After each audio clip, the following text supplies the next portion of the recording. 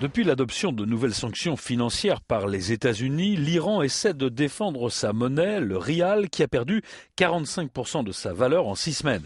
Barack Obama a signé fin 2011 une loi qui interdit à tout établissement financier opérant aux États-Unis de réaliser des transactions avec la Banque centrale iranienne. Il est clair qu'une dépréciation durable du rial aurait des conséquences dramatiques sur le pouvoir d'achat des Iraniens modestes dans un pays qui importe la grande majorité de ses produits de consommation courante.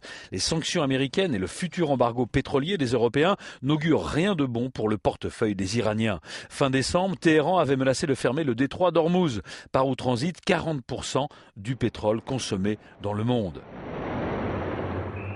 Cette menace, aussitôt dénoncée par Washington et par l'Union européenne, avait fait flamber les cours du pétrole brut dans le monde.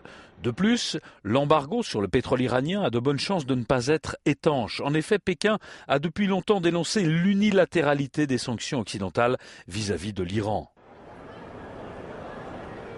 Le commerce du pétrole représente 60% des revenus de l'Iran. Près de 20% du pétrole iranien exporté prend la direction de l'Union européenne. Les Européens se réunissent le 23 janvier prochain et les membres de l'Union sont désormais d'accord pour un embargo sur le pétrole iranien, les divergences portant sur la date d'entrée en vigueur de cet embargo.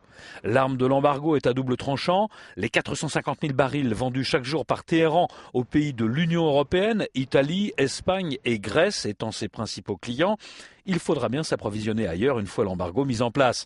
On ne voit guère que la Libye et l'Arabie Saoudite comme fournisseurs potentiels et les experts des marchés pétroliers prédisent alors un baril pouvant grimper jusqu'à $200.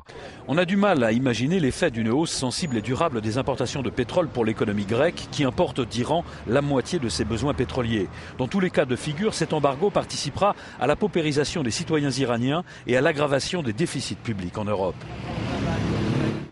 Mutualiser les achats et développer des plateformes communes, c'est là l'objectif de l'alliance stratégique conclue entre General Motors et PSA ce mercredi. General Motors entrera dans le capital de Peugeot Citroën à hauteur de 7%. Le constructeur américain deviendra ainsi le deuxième actionnaire de l'entreprise française, en injectant par la même occasion 1 milliard d'euros supplémentaires au capital de PSA. Les deux groupes commenceront leur partenariat en travaillant sur des petits et moyens véhicules. Ils comptent ensuite développer une nouvelle plateforme réservée aux voitures à faible émission de CO2. De cette façon, les deux géants automobiles comptent réduire les coûts de développement, surtout ceux liés aux nouvelles technologies et aux émissions de CO2, et gagner ainsi en efficacité. Pour un montant de 125 milliards de dollars, General Motors et PSA vont fonder une co-entreprise pour assembler leurs achats de produits et mutualiser leurs services. On ne connaît pas encore l'impact social que cette alliance pourrait engendrer. Washington salue l'embargo sur le pétrole iranien que l'Union européenne souhaite imposer d'ici la fin du mois. Les États-Unis ont eux-mêmes annoncé samedi de nouvelles sanctions contre le régime islamique, aux grandes dames de Pékin, l'un des principaux partenaires commerciaux de Téhéran. La porte-parole du département d'État. Nous aimerions que ce genre de mesures ne soient pas seulement prises par nos alliés proches et les partenaires comme ceux que nous avons en Europe, mais également par des pays du monde entier, dit-elle. Cela contribue à resserrer l'étau autour de l'économie de l'Iran.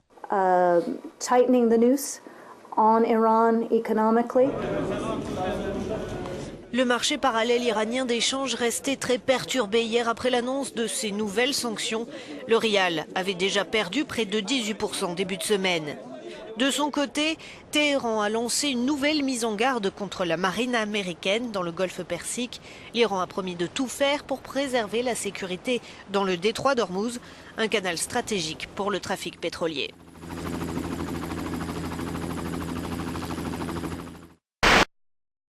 Intérieur simili-cuir un peu passé, près de 90 000 km au compteur et une carrosserie plus toute jeune. La Peugeot 504 du président iranien n'a rien de rutilant et pourtant un mystérieux acheteur serait prêt à l'acquérir pour $1 million. Il s'agirait d'un riche ressortissant d'un pays arabe souhaitant compléter sa collection de voitures par ce modèle pourtant banal datant de 1977 et coté $2 000 seulement à l'Argus iranien. Mahmoud Ahmadinejad a décidé de se séparer de son véhicule, l'un des rares biens qu'il possède selon sa déclaration de patrimoine.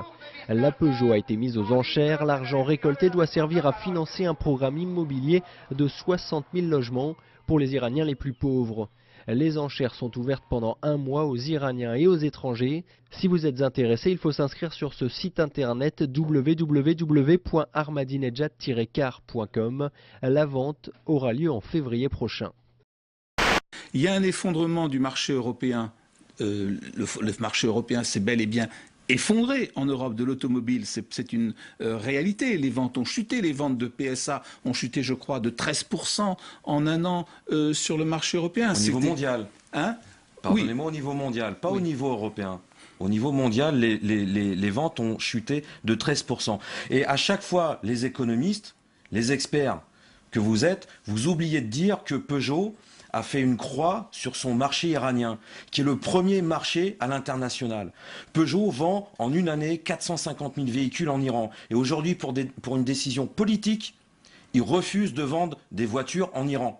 Ça veut dire que pour le premier semestre 2012, qu'on s'entende bien, le premier semestre 2012, par rapport au premier semestre 2011, où c'était un record de vente, il y a un delta, une baisse de 240 000 véhicules.